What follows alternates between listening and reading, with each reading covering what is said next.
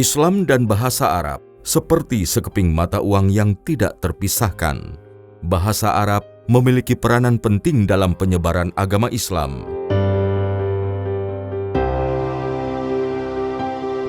Pengaruh bahasa Arab di berbagai negeri terlihat seiring dengan meluasnya ajaran Islam.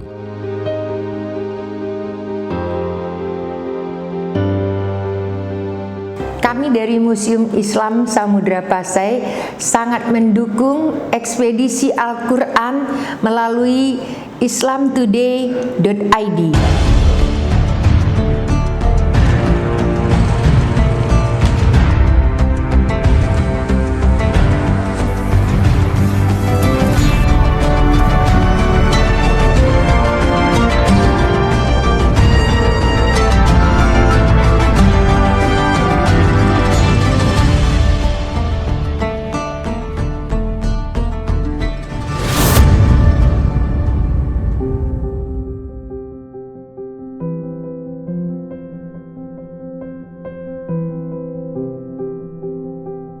Philip K. Hitti dalam History of the Arab mengatakan, pada abad pertengahan, selama ratusan tahun, bahasa Arab merupakan bahasa ilmu pengetahuan, budaya, dan pemikiran progresif di seluruh dunia yang beradab.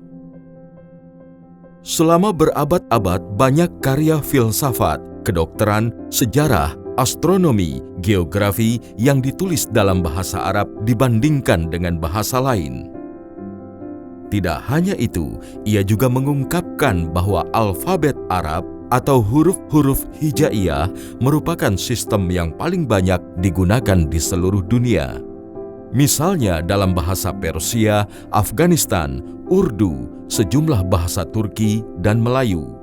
Penyebaran agama Islam di Asia Tenggara mengakibatkan terjadinya persentuhan bahasa antara bahasa Arab dan bahasa Melayu, dan mengakibatkan lahirnya tata aksara atau abjad Jawi. Abjad Jawi atau Yawi di daerah Patani, Gundil di Jawa, di samping Pegon, dan Jau di daerah Aceh adalah abjad Arab yang dipakai untuk menuliskan bahasa Melayu. Tambahan atau modifikasi beberapa huruf terjadi untuk mengakomodasi bunyi yang tidak ada dalam bahasa Arab, misalnya fonem O. Karena bahasa Arab memang tidak mengenal vokal O dan hanya dikenal vokal A, I, dan U. Dari sisi konsonan juga adanya penyesuaian seperti C, P, Eng, N, G, dan V.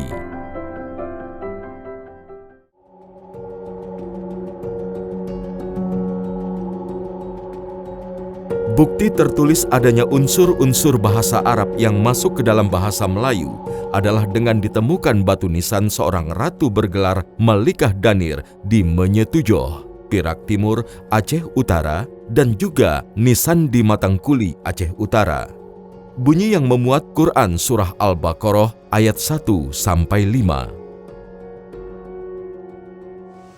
Komplek makam ini sendiri ya, dikenal kalau di kajian arkeologi dikenal dengan prasasti Minyak-Tujuh, merujuk kepada nama daerah tempat gampung tempat prasasti ini sendiri. Minyak-Tujuh itu nama gampungnya sendiri ya. Yang paling terkenal itu dia karena ada salah satu nisan itu dia diukir dengan aksara Sumatera kuno ya. Perkembangan dari aksara Palawa ya. Aksara Sumatera kuno menggunakan bahasa Melayu kuno, dan salah satu nisannya juga menggunakan aksara Arab dan menggunakan bahasa Arab. Ustaz Taqiyuddin Muhammad sendiri dari peneliti kisah, dan dia menyebutkan bahwa ini memuat epitaf Al-Malikah Al-Mu'azzamah Danir. Ya, kalau Danir ini sendiri adalah anak daripada Sultan Al-Malik Al-Zahir, berdasarkan inskripsi ini juga ada. Al-Malikah Al-Mu'azzamah binti Sultan Al-Malik Al-Zahir bin Raja Khan bin Raja Kedah. Tengku Taqiyuddin Muhammad, pakar epigrafi dari Aceh menyimpulkan, Model kaligrafi pada nisan ini dengan tulisan Melayu kuno pada nisan Ratu Danir di Menyetujoh dapat diperhatikan suatu kedekatan yang memberitahukan adanya keterpengaruhan model kaligrafi Arab itu dengan tulisan Melayu kuno. Pertama sekali unsur Jawi digunakan dalam pemahatan tarik wafat pada batu nisan. Penanggalan dengan kata-kata angka Jawi telah ditemukan pada beberapa batu nisan dalam abad ke-15. Ini adalah batu nisan milik seorang tokoh bernama Idapun yang pada bagian penarikan ataupun penanggalan beliau disebutkan dalam tulisan Arab Jawi.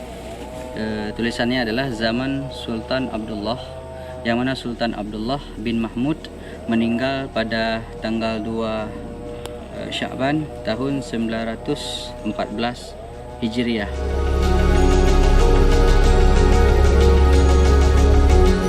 Penggunaan kata-kata angka Jawi pada batu nisan teramati semakin meningkat pada penghujung abad ke-16 Masehi di Aceh Darussalam.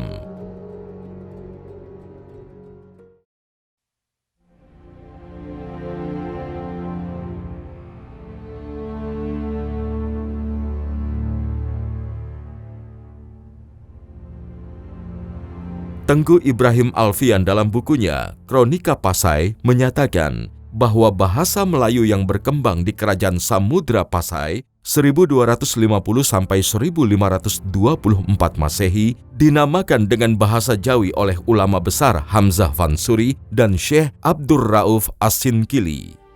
Penggunaan bahasa Melayu yang telah melalui proses islamisasi terus berkembang, tidak hanya menjadi bahasa pergaulan atau lingua franca, tetapi juga untuk penulisan kitab, korespondensi penulisan kitab, hingga pengajaran Islam. Ketika sebuah naskah ditulis, baik itu atas permintaan sultan, kemudian juga persembahan seorang ulama kepada sultan, dan juga dibentuk kritis oleh si ulama ini untuk menyelesaikan satu permasalahan. Kitab-kitab tersebut kemudian diperintahkan untuk disalin dan disebarluaskan. Misalnya, kita ambil contoh dalam kitab Siratal Mustaqim. Ar-Niri menyebutkan di mukadimah dan masyhurkanlah kitab ini ke seluruh negeri muslim. Artinya memang disuruh sebarkan kitab ini. Ada kitab misalnya juga dalam tradisi para ulama di Aceh. Maka kita temukan istilah wa katibuhu wa sahibuhu. Penulisnya adalah siapa? Sefulan, wa sahibuhu, pemiliknya juga siapa? Sebutkan. Jadi memang disebutkan di kolofon naskah itu secara detail bahwa misalnya kitab Siratal Mustaqim wa katibuhu Lebay Muda Indrapuri wa sahibuhu Tuku Mat Kedapang.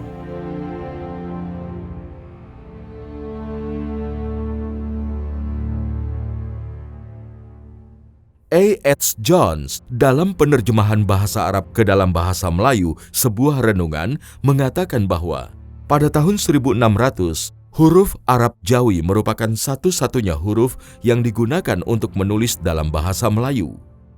Tarjuman Al-Mustafid yang merupakan saduran terbuka dari tafsir Jalalain karya Abdur Al-Rauf Al-Sinkili 1615 sampai 1693 dan kitab Al-Aqaid Al-Nasafiyah karya Najm Al-Din Al-Nasafi yang diterjemahkan ke dalam bahasa Melayu Aceh di tahun 1590 merupakan dua dari sekian banyak kitab yang ditulis dalam bahasa Melayu.